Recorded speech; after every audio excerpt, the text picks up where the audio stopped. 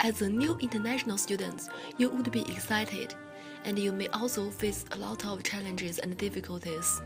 This video introduces the basic rules about academic work. We will provide detailed information about each rule and highlight great resources to help you succeed. The objectives of this video are to help you identify what academic integrity is, the common types of academic dishonesty, what plagiarism is, and how to use quotations and citations to avoid plagiarism.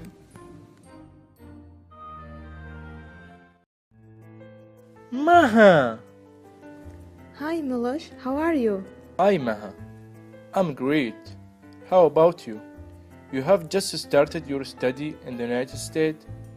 How do you feel? Have you gotten used to it? It has been great. Everything is new to me. I'm very excited. Great. How were your classes? They are okay, but because they were the first classes, all the professors just talked about the syllabus. Oh yeah, it's the first thing professors do in the first class. But strangely, all of the professors spent a lot of time talking about academic dishonesty. It looked like a very serious issue. The professor said a small infraction would result in losing all points for an assignment, and one of the professors related plagiarism to criminal act. He also said we may fail the class or even be expelled from the university. I was kind of scared. Yes, plagiarism is a very serious issue. If you commit any cheating characteristics, you are in a big trouble. But as long as we don't cheat on tests and we do our assignments by ourselves, we will be okay, right? There is nothing to worry about, is there? No, it's not that simple. What? Why?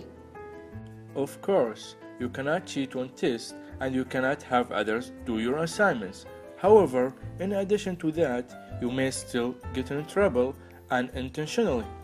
How? It may because you didn't appropriately cite, quote, or paraphrase the sources you used according to the standards set by the professor.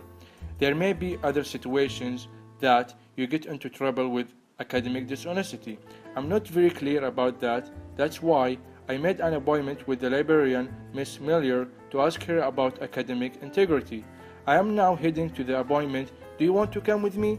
Oh, great. I will go with you. Hello, guys. Come on in and have a seat. Hello, Miss Miller. My friend Maha is also interested in academic integrity and how to avoid plagiarism, so I asked her to join me.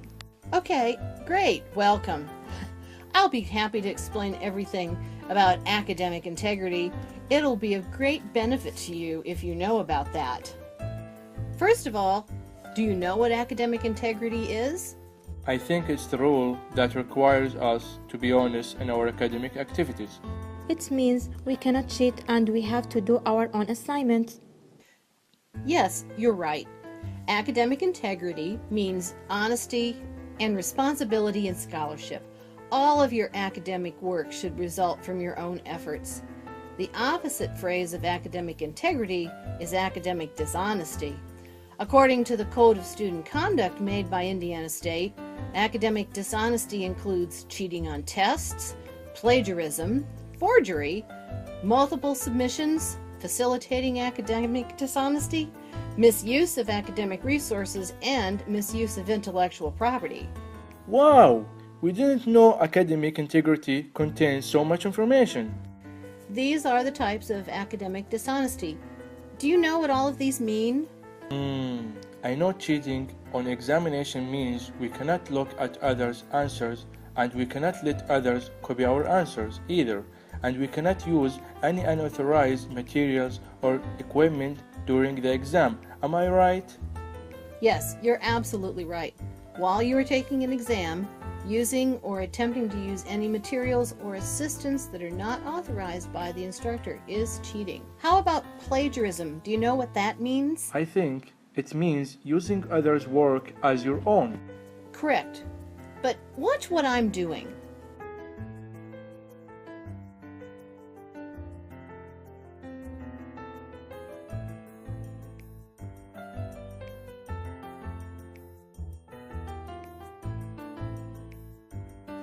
See, this is stealing.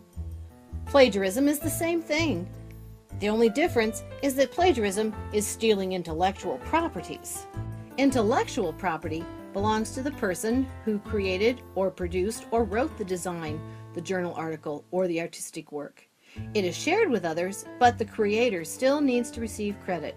If part of the work is borrowed, if you want a quote from a book, a journal article, or even something you found on a website, you still want to be sure the creator, not you, is properly credited or cited. Milosh told me that we may plagiarize either intentionally or unintentionally. Is that true? Oh yeah, that is true. You may plagiarize intentionally, like this. Hey, Maha, can you do my assignment? I'll pay you $10. Or, see, this is my paper for CIMT 640. My CIMT 720 class professor asked us to write about the same topic, so I'll just change the course name and submit it to my 720 class. What's the big deal? I didn't steal from anyone. I wrote it. But can I do that? No. Right. Multiple submissions is also a type of plagiarism. Some institutions call it self-plagiarism. If you need to reuse your own work, you also need to cite it, otherwise it is plagiarism. These types of plagiarism are easy to avoid, but sometimes students may not be aware they have plagiarized. Do you know how that happens? No, I was confused. It is impossible that you don't know whether the work was created by you or not. You know whether the paper was created by you, but oftentimes you need to use others' work in your paper or assignment. For example, when you write a paper, you may need to quote from an article or a book to make your point, like this. Hypertext learning environments can be particularly confusing because learners have difficulty seeing the structure of the lesson. Dillon and Jobst, 2005. The author of this book used Dillon and Jobst finding to support his idea. In this case, you must be very careful. If you want to use the exact words from the article, which is called direct quotation, you must use quotation marks and provide a citation. If you do not use the direct quotation, you must paraphrase and cite it. Otherwise, it's plagiarism. Milosh told me about that, but I'm really confused with these things. Quotation, paraphrase, and citation. Yes, they are kind of complicated. Look at this file on my computer. I'll explain all of them to you. We will first look at what quotations, paraphrasing, and citations are, and I will provide examples for each one for clarification. There are certain formats for quotations and citations. The most common are APA, which is the American Psychological Association's citation style, or MLA, which is the Modern Language Association. The education field uses the APA format only, so I will talk about the APA format only. A citation is the information needed to locate the article or the book. A citation comprises two parts, in-text citation and the reference list. This is a complete citation of a book. It includes the author's name, the title of the book, the year when it was published, the city where it was published, and the publisher. In APA format, for articles, a complete citation includes the author's name, the title of the article, the name of the journal in which the article was published, the volume number or issue number of the journal, the year when the article was published, and the page numbers of the article in the journal. Remember, the most important thing is citing the source. Failure to cite a source equals plagiarism, so never forget to cite. My next question is, what should we cite? These are the things that you must cite: facts, statistics, or any other information that is not common knowledge, direct quotes from sources and paraphrases of sources, and summaries of sources. If you are not sure whether you should cite it, cite it. Do you have any idea of how citations work? I understand what common knowledge is, but what are direct quotations and paraphrases? Good question. Now, I will explain what the direct quotations and paraphrases are. A quotation is also called a direct quote. It is the word-for-word copying of another person's work. When you use quotations, you must add quotation marks at the beginning and at the end of the quoted material, and of course, you need to cite it. There are two types of quotations, short quotations and long quotations. Short quotations are comprised of less than 40 words. Short quotations can be placed into the body of the paper and have quotation marks around it. Long quotations contain 40 words or more. Long quotations should be placed in a freestanding block of text, which is why it is also called block quotation. Quotation marks are not needed for long quotations. This is an example of short quotation. For a short quotation, quotation marks must be applied at the beginning and at the end of the quote. The page number must be placed at the end of the sentence in parentheses, and the author and the year of the work must also be provided, which is called an in-text citation. The citation should also be included in the references list. In this example, the text in the square is a long quotation, also called block quotation. The quotation should be indented about ½ an inch from the left margin. Quotation marks are not needed, but a complete citation is needed, including the author, publication year, and page number. I believe you are able to recognize the quotations, aren't you? Yes, I think I can. Great. Now, the question is, when should we quote? Do you remember I mentioned that we should cite quotations and paraphrases? Not all sources should be quoted. Generally, most of your paper should be in your own words. Quotations should be used only when you have a good reason. If the author has expressed an idea in a very powerful way, and restating it in your own words would weaken it, it is better to quote it. You can also use quotations to present a position or argument if you want to critique or comment on it. Now, let's talk about paraphrases and show some examples of it. What is paraphrasing? Paraphrasing is not a word-for-word copy of the original source. It is a restatement of the author's words in your own words. Here are some tips of paraphrasing.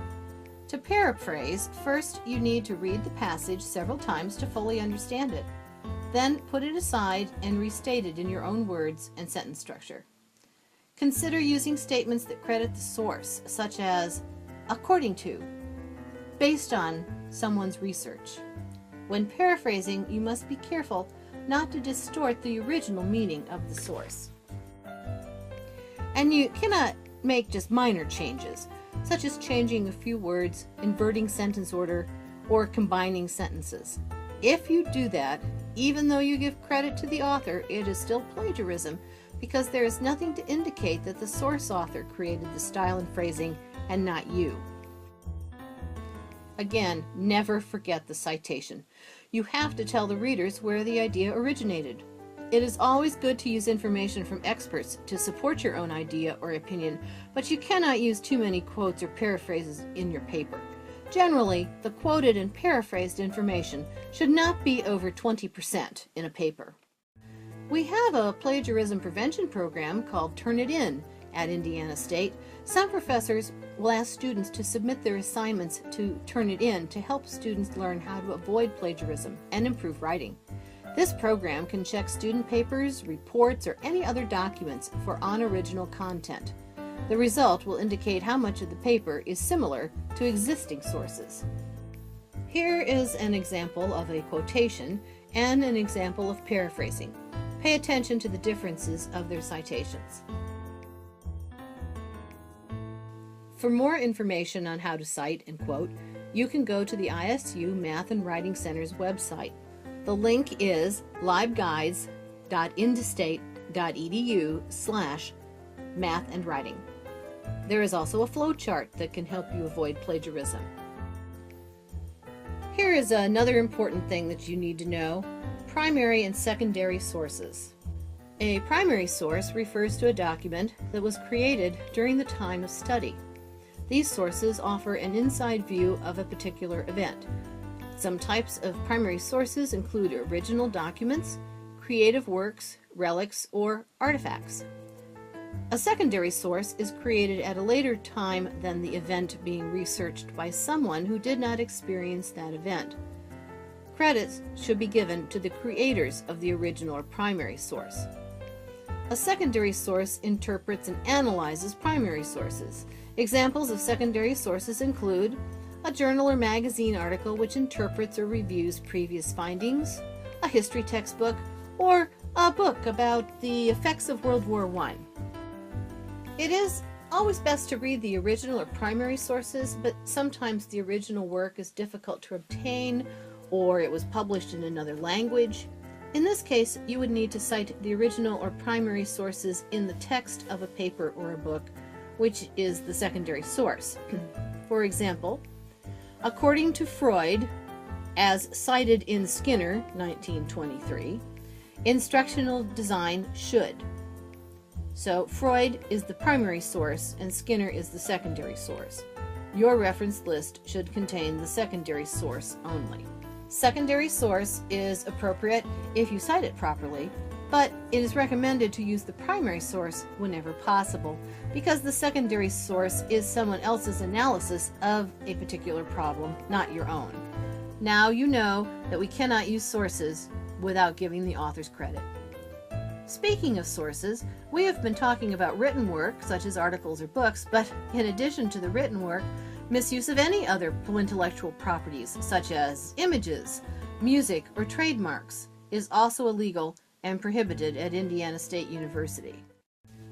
If you need to use an image in your assignment or project, you must give credit to the image owner, which means you must cite the image. Or another example, this probably is a common issue among students. Student A asks Student B, "Hey, I just bought a great song, do you want it? I can send it to you so you can have a copy for free." What Student A is doing is illegal. The music you bought is only for you to listen to, and you are not allowed to give it to other people or use it commercially. Falsification and forgery is another important type of academic dishonesty. According to the Code of Student Conduct at Indiana State, falsification is the intentional invention and unauthorized alteration of any information in a study, research, or lab experiment. Forgery is the imitating or counterfeiting of images, documents, signatures, and the like. Students cannot change or destroy others' work, and fabricated or forged information cannot be used in any research report, paper, or any other academic exercises. All right, you have learned about academic integrity. Now I'll give you some resources about academic integrity in case you need it in the future.